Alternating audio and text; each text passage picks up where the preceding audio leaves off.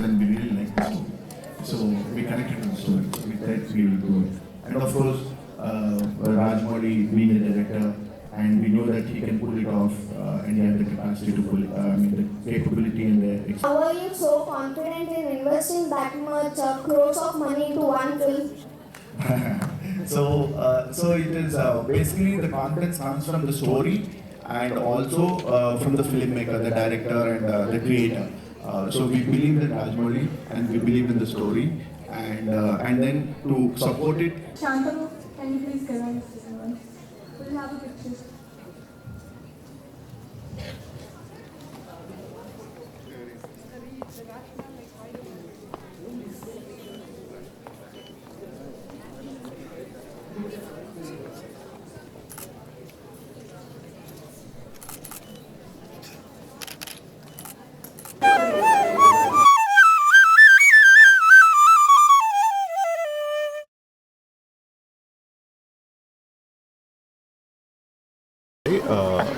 Good morning, Andy. It is a real pleasure to be here at What's My Goal initiative by the What's My Goal Foundation. It was nice interacting with the children, and I had the opportunity to listen to them presenting their proper bills, what they thought. It was very innovative and very thought-provoking. I really appreciate the team at What's My Goal for doing this initiative, and wish them all the best. I'm Chitrali Sharma, co-founder of What is My Goal. Today was where we met the under-18 world. Under-18 world is gathered to understand the policy-making process, to understand the life of politicians.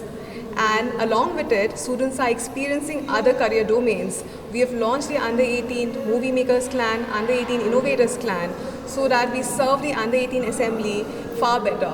And we hope to create an impact in the minds of these young students, and this world is where we are making them ready for the future.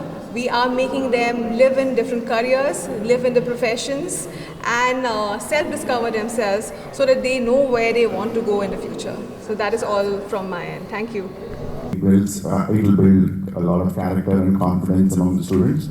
I've seen some of the students come up and talk about presenting their bills. I think it's really nice and a great way to inculcate confidence and this thing. So congratulations and all the best to the entire team. Wish you all the best. So coming back to your question, so film production, as just to first go back one step back, what is a film producer? So just to understand first what is a film producer, because most people think film producer means just financing or putting money. Well, that is one aspect, but that's not the only aspect. The more important and the critical aspect is understanding, first having a passion and understanding what the story is about, what kind of stories appeal to you or me as a producer, as an individual producer, and do you see merit in that story, in making that story into a film. Once you make, and at what cost and what time frame and how much will it take and how much time will it take to make this film, and once you make it, how do you market the film, take it to the audience and make an audience excited to come to a theater, and after that getting the audience, releasing the film. And then, so this is a whole cycle: identifying the story, making the story the film, and then marketing and getting audience to the theater. So it's like a product development also. If you look at how you do a product, you identify a great product, you make the product, and you sell the product. So you need to have that creative bone, and not necessarily write a story, but to appreciate a story and see if it has a potential to reach an audience, because ultimately it has to make money. So that is what a producer does, where he does all these three steps. And so if you ask me, can I be a producer? Of course. But you need to have that creative kind of mind, the interest to listen to stories, get the stories on the screen. And today, producer does not necessarily have to put in the money. There are many ways to, if the project is great, to get studios and other people to invest in the project. So you need to be able to hustle and get the money to make a film, but you can do it without risk to yourself. So it works both ways. So if you have this kind of an attitude and aptitude, definitely you should be looking at film production. That was a great answer, thank you, sir. So now that we talked about why we shouldn't become a film producer, let's talk about the beauties of being a film producer and why everyone here might want to aspire to be one.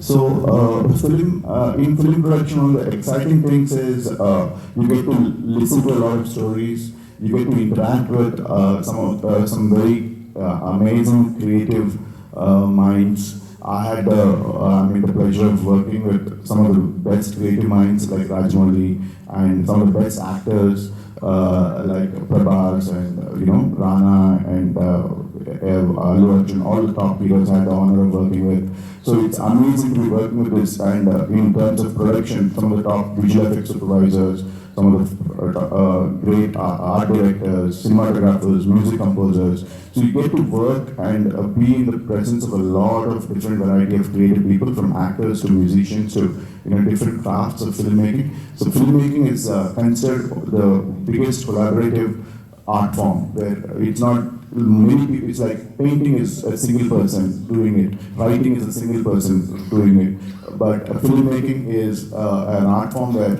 everybody, multiple people, hundreds of people come together, collaborate and make it happen. So if you enjoy working with people, I love enjoying being with people, meeting new people every day, and all this make it a very, and then of course you get the perks of traveling to new locations and and seeing things which most people find it if not in their daily jobs. So it's a fantastic opportunity to work, mix with people and enjoy it.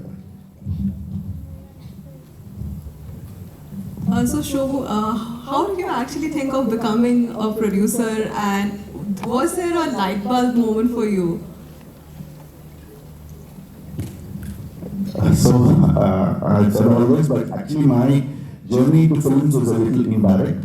I did not come directly into film production. I was actually wanting to be an entrepreneur, so I finished my engineering, I did my master's in US, then I worked in LA for the automobile pollution, for California Air Pollution Control Board. Then I returned to India to start something on my own. And then I had a couple of failures, which is now looking back, it's part of life. So one company that I started working with did not go forward. Then I started a .com company in 2000, and that also was a failure. So after 2 failures, I was looking at what to do next. And luckily, fortunately, from my family side, especially my wife's family side, they're into films for many generations, and television serials were becoming in late 90s very popular, and that's how we said, okay, it's a good business opportunity, and that's how we started television. So then I fell in love with we worked it, and then worked towards that, and then slowly went into movies and started enjoying that. So that's how the whole indirect approach to films. Yeah. Thank you so much. So Sri has a very interesting question for you, if you would like to, yeah. Hi sir, I'm a huge fan. So Baahubali, in the beginning, left the audience eagerly waiting for the sequel with its iconic line, Kattappa ne Baahubali ko kyun mara? I remember making all these theories up and stuff for the second movie. So how did you feel about the tremendous response to that dialogue, and what do you think made it resonate so strongly with the viewers? So actually, that dialogue and that whole thing was, we did not anticipate actually. It was never anticipated, it was not planned. I think it's just the virtue of the movie ending on that note, where in the end, Baahubali is killed by Kattappa. I think that itself was a shock to the audience, and that created a whole anticipation. And that anticipation led to this dialogue, and then it became a very viral question where everybody was curious to know what the thing is. And then we started, we realized that it was becoming viral, and then we started using that as a tool to, as a thing to promote the second part and keep the second part in conversation till we get to the release of the second part, which is about 1.5 years away. So it happened unknowingly, and it was even the scene was actually was not designed or was not the original screenplay. It was the scene was added. It was supposed to, it was there, but where it came in the very end was in the last, just before release of the film. It was edited and it was put. So it's a great coincidence that all happened, fell into place. Like that's why I keep saying that sometimes things happen unknowingly that help us and take us forward. So some things cannot be planned, and these are one of those things which have happened just by God. You might call it God's grace, or you might call it luck. These are things that happen by sheer coincidence, and I think we all should be present to and appreciate those coincidences in life. And this was one of them, and then that's how it became so big. About your past, the past movies and experiences that you have done. So let's talk about the present now, because that's how we relate to you, the past, present and future, and that's what we aspire to do. So in the present, with the technological advancements constantly shaping the film industry, how has technology played a significant role in your recent works, and how do you balance it with the essence of storytelling? So technology is continuously changing, and like I was listening to some of the children here, they're talking about AI.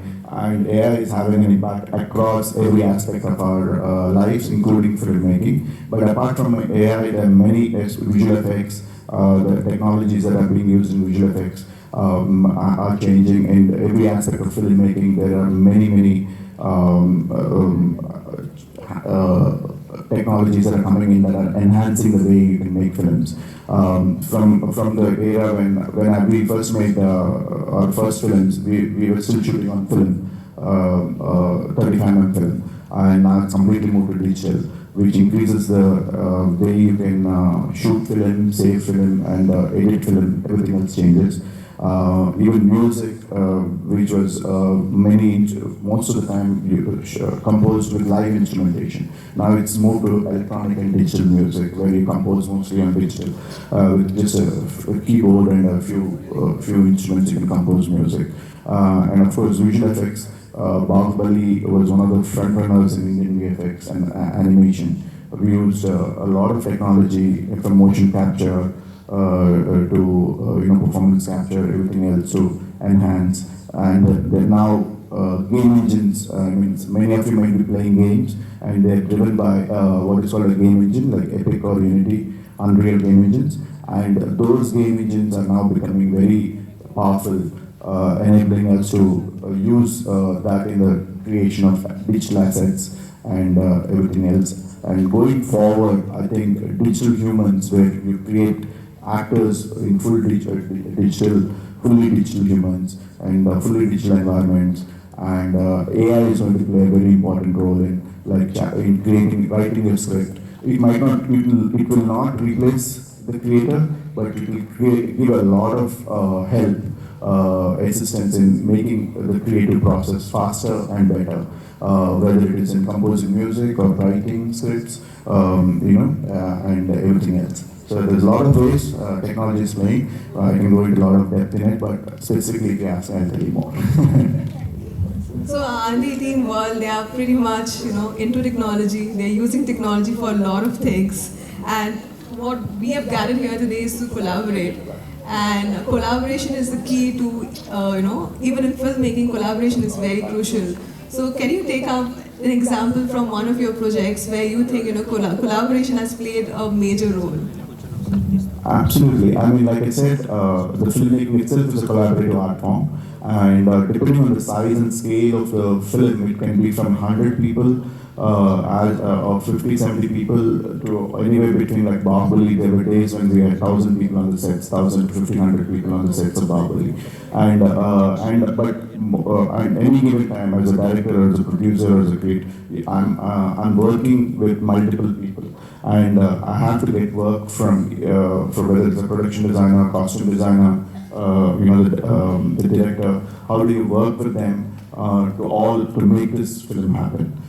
So you need to be a team person, ability to work with them, listen to their points of views, and get their inputs. At the same time, as a producer, I need to tell them what they can do and what they cannot do, and where to draw the line. So without negating them or without putting them on the defensive.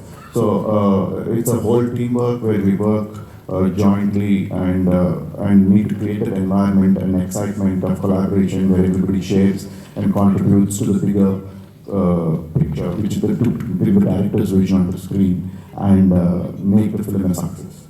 So it's one of the most collaborative and team-driven work environments.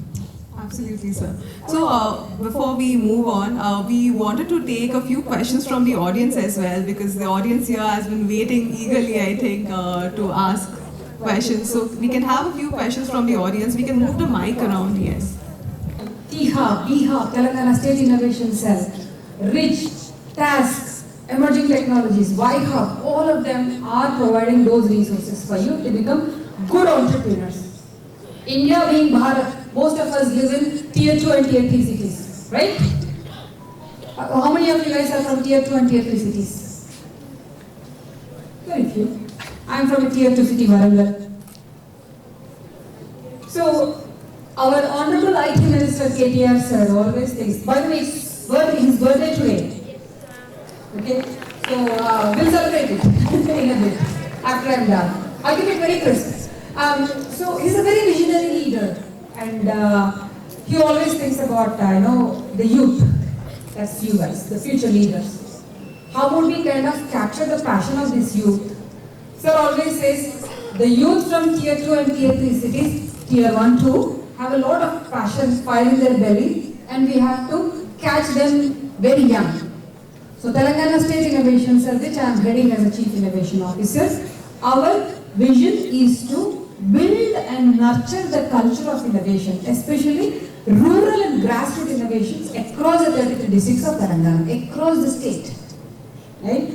We have T-Hub. We have all these ready-made entrepreneurs, like, who are kind of getting space at T-Hub, leveraging all the resources and scaling up their innovation, their startups, and going global. But at the same time, if there is a very, a young guy from Warangal or Mehboob Nagar or Adilabad who is an entrepreneur or an innovator, but wanted to kind of, leverage the resources which are available from the government end and kind of scale his or her innovation to the next level. But someone has to help, right? That is Telangana State Innovation Cell. We will do that. We will kind of do that hand-holding for them. So we scout them, say like, you are innovating, like your innovation is very novel, you have identified a problem statement, and then your innovation can be scaled up. So we are scouting, we are recognizing them as Telangana innovators, and then we are taking their innovations to the next level, that's scaling. Okay, besides that, we are a nodal agency, we do a lot of things. So I'll tell one quick story of one of our innovators. He is from Suryapet, tier 2 city. Most of you guys know tier 2 or tier 3? Suryapet. Tier 2. Okay, let's go with that. And he is in fact 10+2, and he is from a farmer's background family, and he saw his mom, his dad, everyone kind of toiling a lot. And then even for sowing seed, women has to kind of bend down completely, right? He said there's a Herculean task on the back of this woman.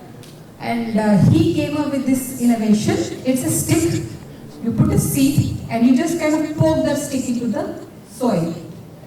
And the seed goes and then it gets buried. Very simple innovation, right? Women can just take that stick, boom, boom, boom. Did you guys think about it? He was just like you guys, school student. But the story did not stop there.